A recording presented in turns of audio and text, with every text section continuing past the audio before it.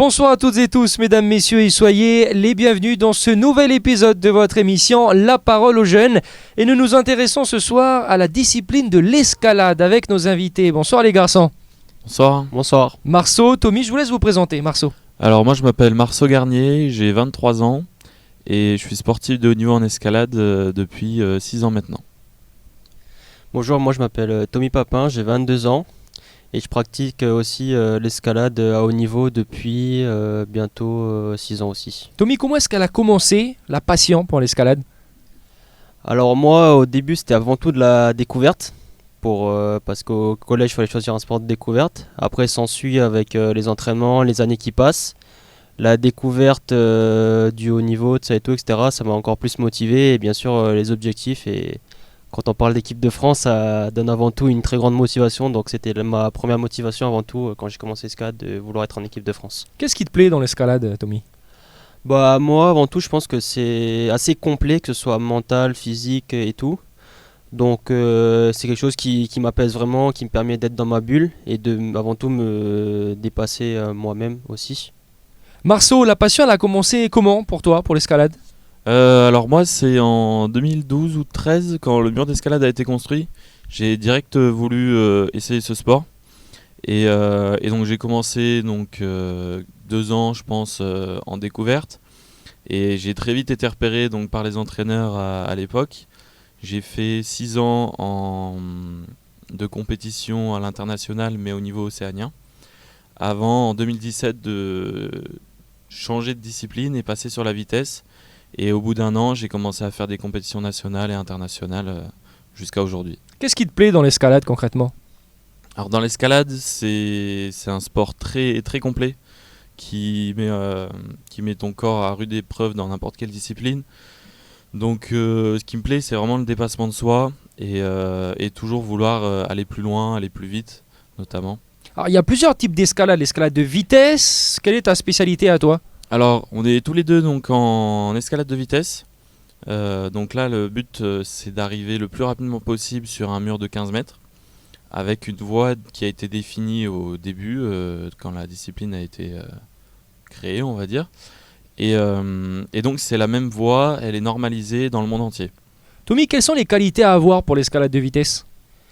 Moi je dirais avant tout le maître mot c'est le rapport poids-puissance parce que bah, voilà, comme il a dit Marceau c'est un mur de 15 mètres donc le but du jeu c'est d'aller le plus vite donc il faut avant tout avoir de la force que ce soit dans les bras ou dans les jambes et puis il faut savoir se tracter quoi, hein, donc beaucoup on doit faire gaffe sur le poids et oui du coup voilà.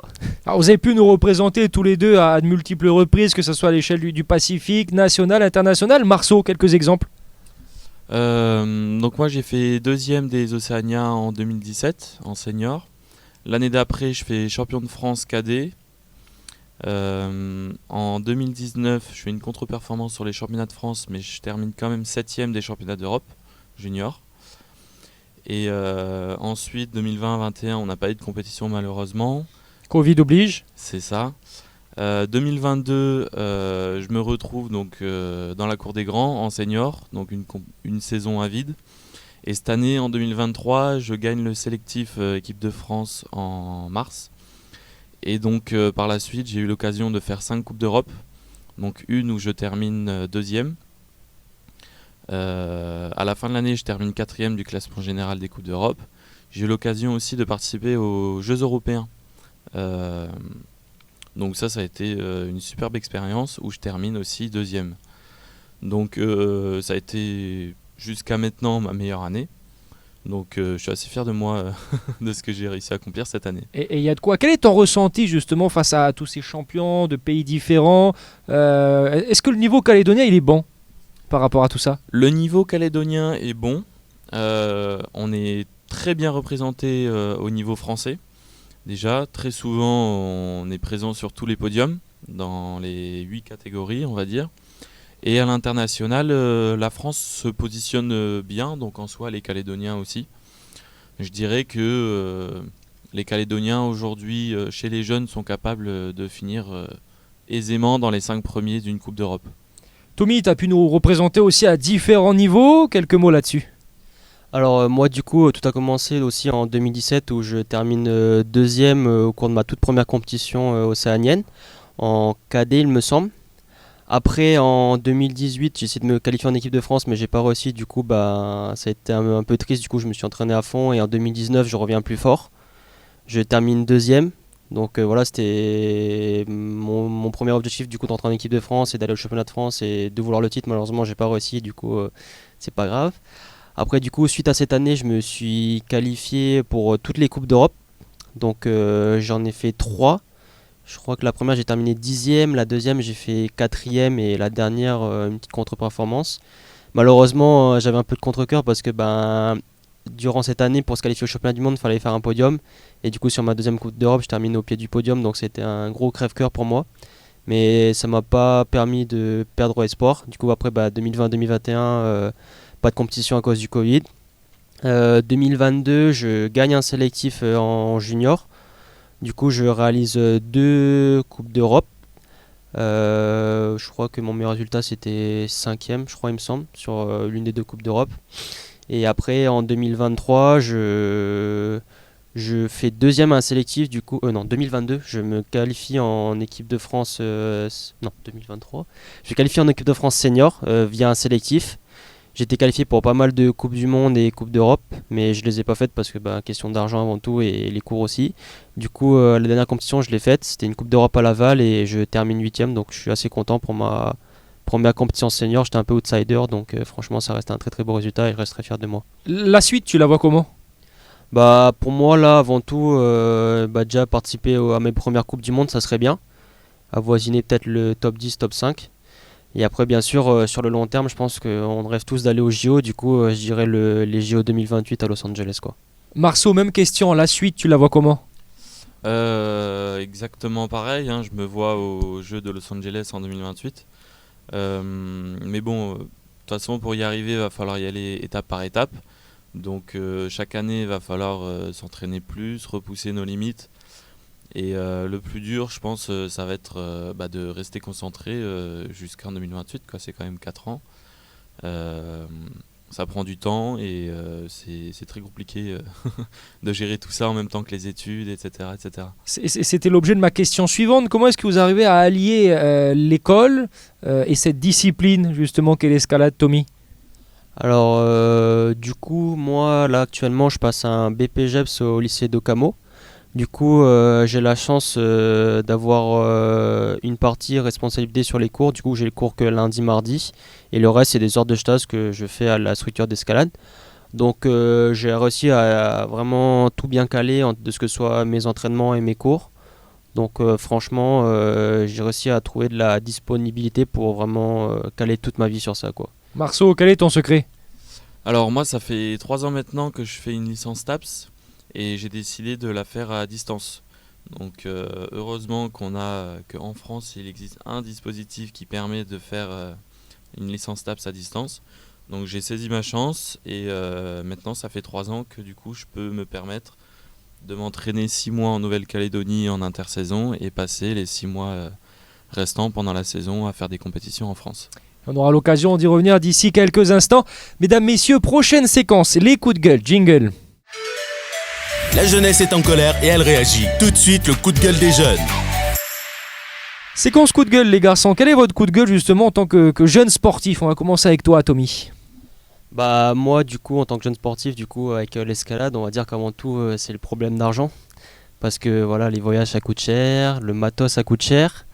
Donc c'est sûr que si on n'a pas de sponsor, c'est toujours papa et maman qui payent. Donc voilà, ça reste le plus gros problème, c'est l'argent, que ce soit dans tous les sports, je pense. Alors justement, est-ce que vous vous sentez suffisamment aidé dans cette discipline, que ce soit par les pouvoirs publics, les sponsors? Quelques mots là-dessus, Tommy, restant avec toi. Nous, je sais qu'avec le gouvernement, on a quelques aides via les sportifs de haut niveau par rapport au grade qu'on peut avoir au cours des compétitions, enfin par rapport à nos résultats. Donc ça reste une petite aide, mais ça reste vraiment très peu par rapport au coût de ce qu'on peut dépenser au cours de l'année, quoi. Marceau, toi qui pars très très loin, est-ce que tu as des sponsors? Non, malheureusement j'ai toujours pas de sponsor. J'ai essayé d'en trouver quelques-uns mais c'est pas évident parce que l'escalade est très peu médiatisée, elle n'intéresse pas énormément de monde de nos jours.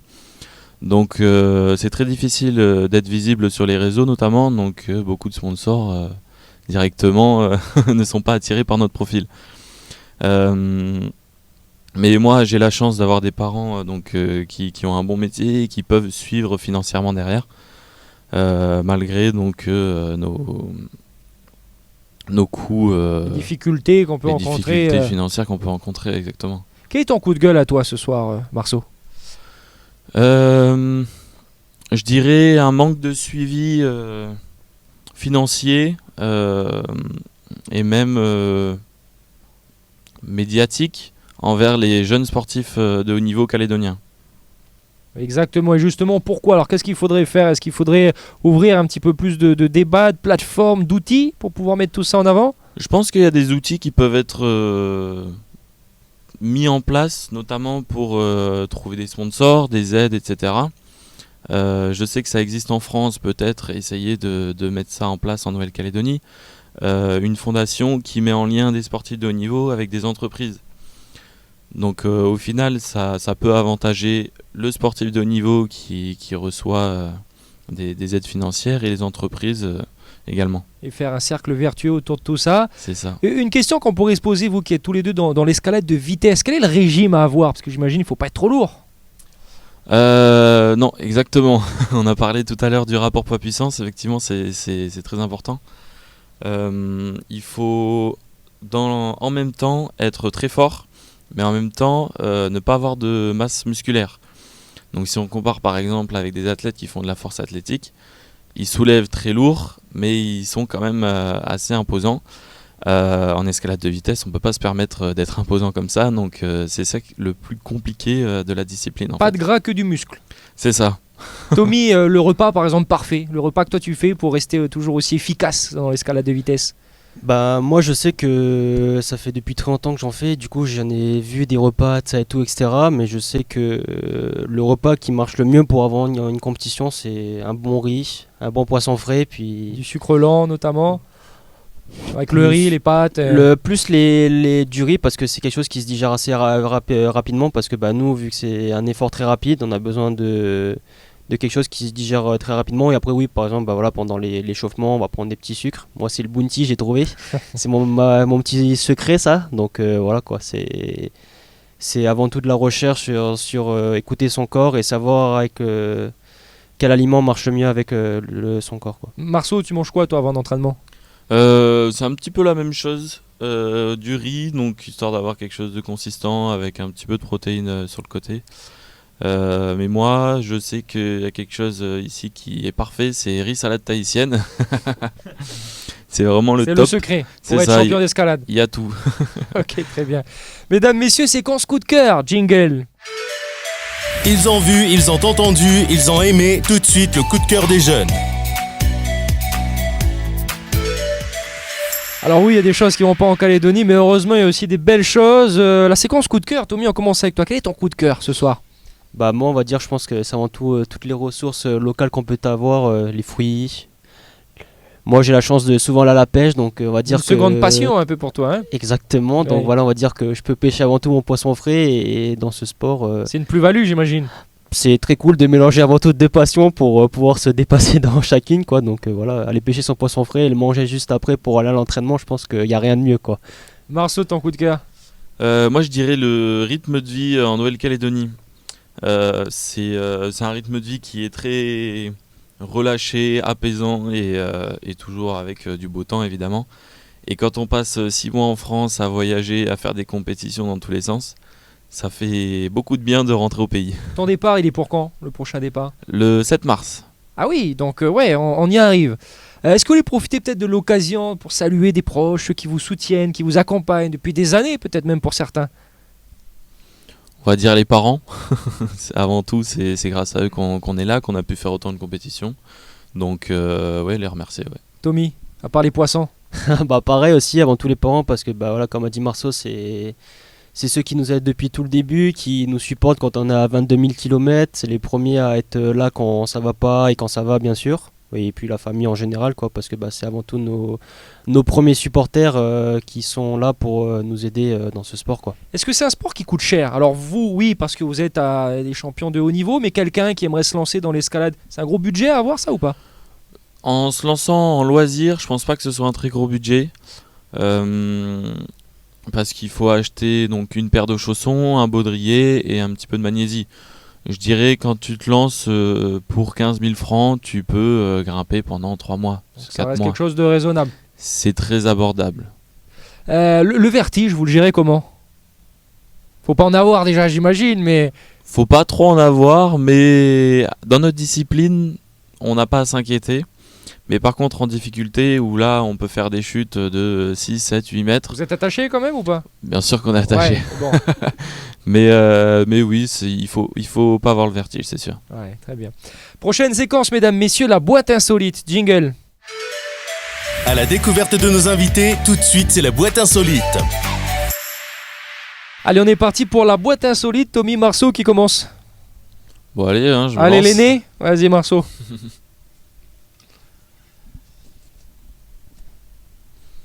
Si tu pouvais voyager maintenant, où irais-tu et pourquoi? Bonne question. On a vu en plus du pays. J'en ai vu des pays justement et je pense un pays qui m'attire beaucoup, ce serait le Japon. Ouais. Pourquoi? Je sais pas. Il y a des beaux murs d'escalade, certainement. Oui, c'est ça. L'escalade est très développée au Japon, mais surtout je trouve que c'est un pays très très beau et Avec Et une belle j'aimerais bien y aller, culture. c'est ça. Ouais. j'aimerais bien y aller un jour en vacances. Très bien, ouais. Tommy, un ticket s'il te plaît.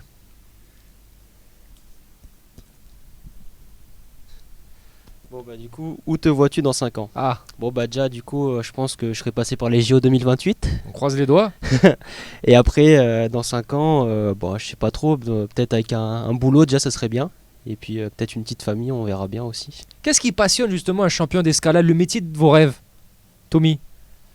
Qui Euh, pourrait être en adéquation justement avec ça. Avant tout, on parlait autour du sport, quoi, prof de sport, je pense. Ouais. Et après, quand on est des sportifs de haut niveau, on a de l'énergie à revendre, des conseils à revendre, parce que avant tout, certes là, ça nous entraîne, du coup, on est avant tout aidé par ce mentor. Mais maintenant à notre tour aussi, parce que voilà, ça arrive des fois que quand on s'entraîne, il y a des petits jeunes à côté qui sont à la structure, qui nous regardent, qui sont impressionnés, et on devient un peu aussi leurs idoles, quoi. Et du coup, on voit un peu en eux les futurs champions aussi. Du coup, on est avant tout là aussi à les conseiller, quoi, et à Et leur les donner de la soutenir. motivation. Marceau, qu'est-ce que tu penses de la jeunesse en Calédonie? La jeunesse en escalade? En règle générale, la jeunesse. Est-ce qu'ils sont suffisamment investis? Est-ce qu'on les voit suffisamment En sport ou en matière générale, je saurais pas trop comment définir ça. en bien ou en mal? Non, quand même du bien. On a une bonne jeunesse en Nouvelle-Calédonie, mais pas assez de sportifs, je pense. Je pense que on peut avoir plus d'athlètes qui viennent de Nouvelle-Calédonie et représentent le pays à l'international. Qu'est-ce que tu penses, toi, des jeunes, Tommy, ici? Alors du coup, moi je pense que oui, comme dit Marceau, c'est vrai qu'on vit dans un petit pays et malheureusement je trouve que la Calédonie elle n'est pas tellement assez représentée. Il y a quand même des grands noms quand même, par exemple dans la piscine avec les Groussets, ou voilà, après avec l'handisport, Pierre Fairbank, ça et tout, etc., que j'ai eu l'occasion de rencontrer. Mais sinon, c'est sûr que voilà, niveau océanique, ça et tout, et après mondial, etc., la Calédonie elle n'est pas vraiment représentée malheureusement. Et sinon en général on va dire que bien sûr il y a du bon comme du très mauvais, quoi. Et c'est comme ça, quoi, on peut rien y faire, hein. Un message pour les jeunes, Tommy. Si je devais parler au mauvais, je dirais plutôt d'aller à l'école et Et de faire du sport. de faire du sport avant tout, comme ça ils éviteraient d'emmerder le peuple calédonien. Avec un joli sourire qui va bien. Marceau, un message pour les jeunes. Faites du sport, c'est très important pour la santé et pour votre avenir. Et ça vous donnera beaucoup de bonnes valeurs qui vous serviront toute votre vie. Et voilà qui marquera la fin de cette émission. En tout cas, on ne manquera pas de suivre votre parcours. On espère les Jeux Olympiques pour vous en 2028. C'était ça, à Los Angeles. C'est ça.